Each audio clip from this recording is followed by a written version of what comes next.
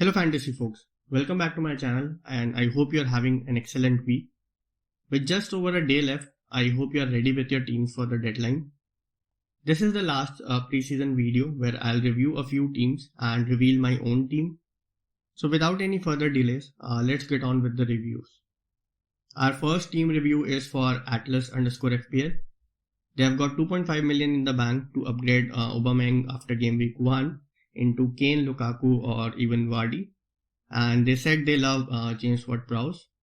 Looking at the team, you definitely have some unique picks. Goalkeeper pair looks good. The defense looks great as well in isolation, but it's obviously causing you some issues in the midfield. I like the Cresswell pick. Haven't seen him in a lot of teams, despite being the third highest scoring defender last season. I guess you have benched Shaw to get an auto sub for James Ward-Prowse, who is unlikely to play in game week 1. In the midfield, I guess the obvious miss is Bruno, but since you're going for a premium striker, it's difficult to afford him anyways for you. And as per your comments, James Ward-Prowse is indispensable for you, but like I mentioned, he is neither fit nor his fixtures are great. Forward lineup, Tony is obviously a good pick. I think your plan for Aubameyang is too punty in my opinion.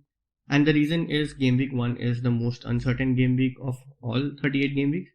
So having an asset that you want to ship out in game week 2 might not be the best course of action because you would most certainly have something else to fix in your team. Overall, I think you can shift some budget from defenders and forwards to the midfield. I can see Bruno outscoring both Kane and Lukaku for the first 6-7 game weeks. But I'll leave it at that to not risk customizing your team totally as per my view. Next up we have at FPL differential with a 4 at the end and not an L.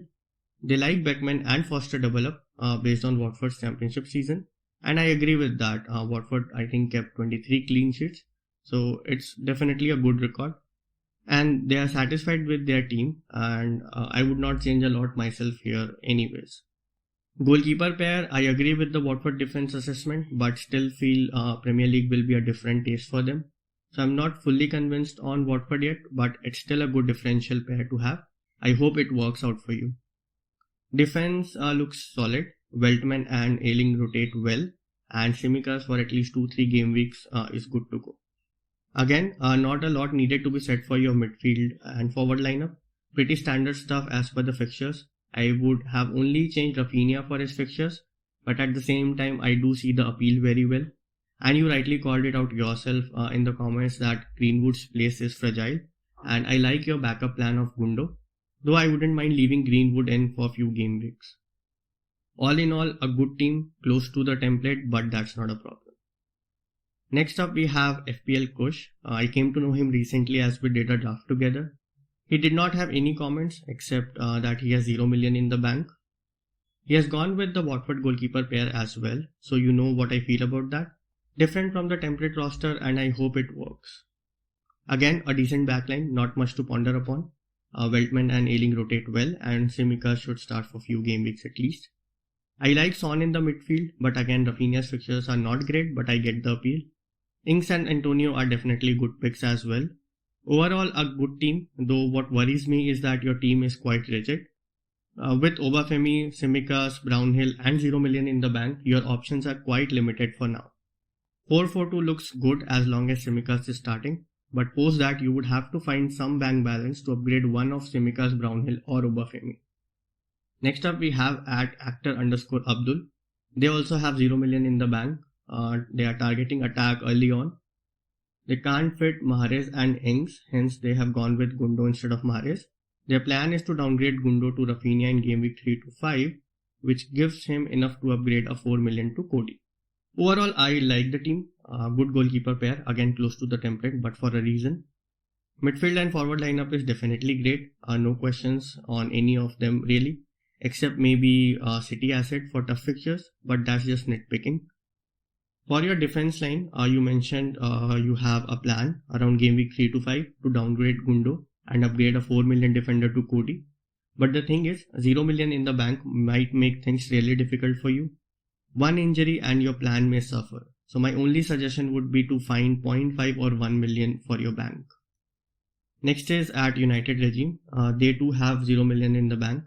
Schmeichel in goal is a great differential pick. I like it. With 4 million defenders and 0 million in the bank, I feel you are risking it a bit too much. Any unexpected injury or change may disrupt your whole team.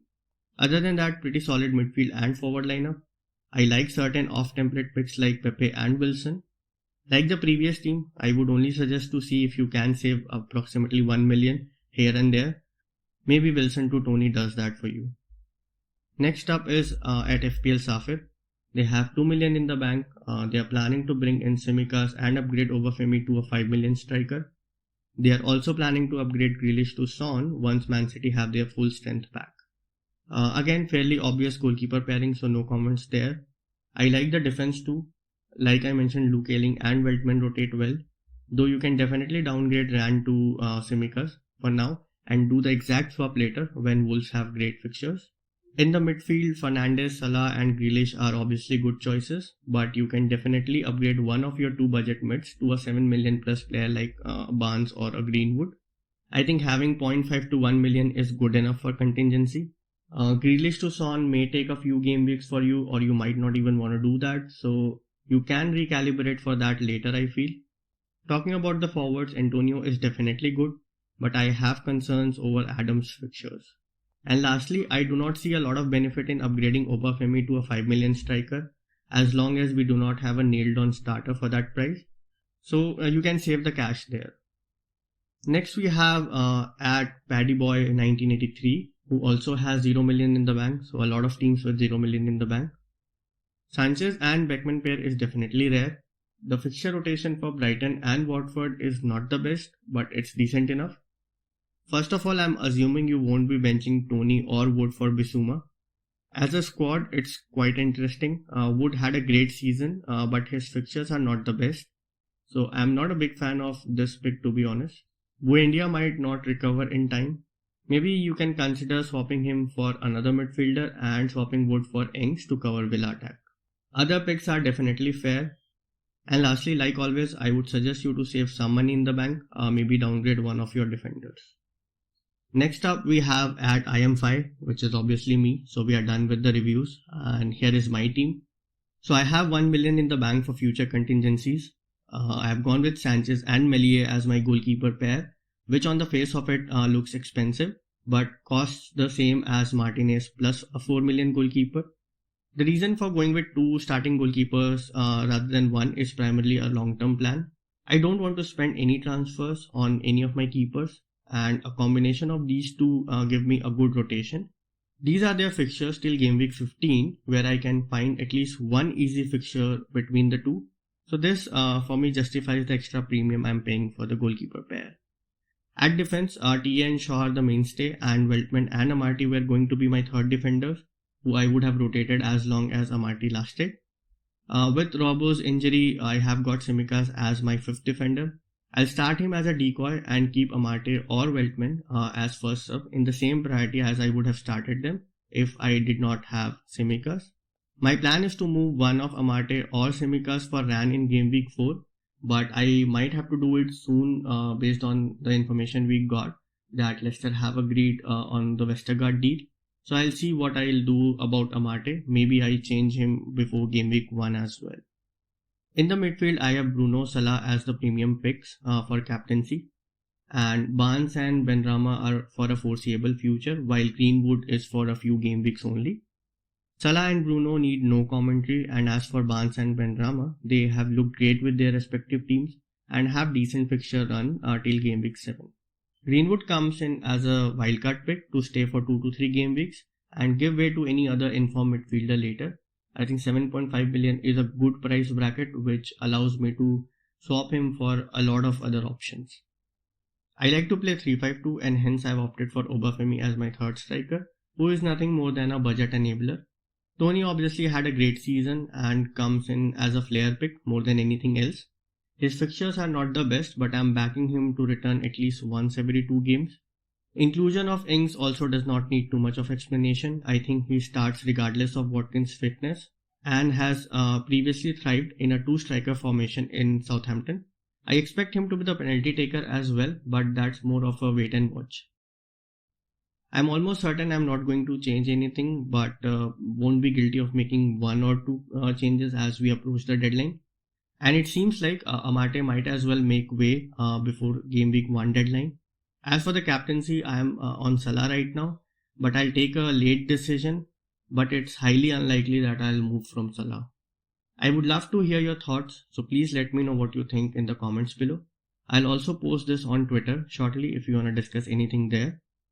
This is my handle at the top, I_M_Fi. Follow me, bug me, ask me any questions as the deadline approaches. I'll be glad to help you with any of your queries. With that out of the way, I wanted to take one more minute of your time and give shoutouts to a few things. First, my mini league. Join the FPL Insights league on the official website. League code below, and I'll also put the auto join link in the description. As I'm an independent creator, I do not have any sponsorship of any kind. Hence, unfortunately, I won't be able to award you prizes at the end. But I'll definitely give a shout out to all the managers of the month and winners across all my social platforms. So if you are still interested, do join my league. Second, my YouTube channel. In case you're new here, I've done a lot of videos to help you with a solid start. Do check them out as well after this one. Third, my friend's website, All About FPL, where I'm a part contributor as well. It's a fast growing website among the FPL community. I'll put a link to the website in the description as well. We have already done 75 plus blogs for the preseason to prepare you with your teams. And there are also planned team reveals and transfer plans after every game week by some of our experienced FPL managers with multiple top finishes. And the best thing is, all the content is free. Nothing is behind the paywalls. So do check our website as well. So that's the content for today, guys. I have planned exciting videos before each game week deadline. So subscribe to my channel if you haven't already, and do not forget to check the links in the description. Until next time, it's FPL Insights. All the best for the season.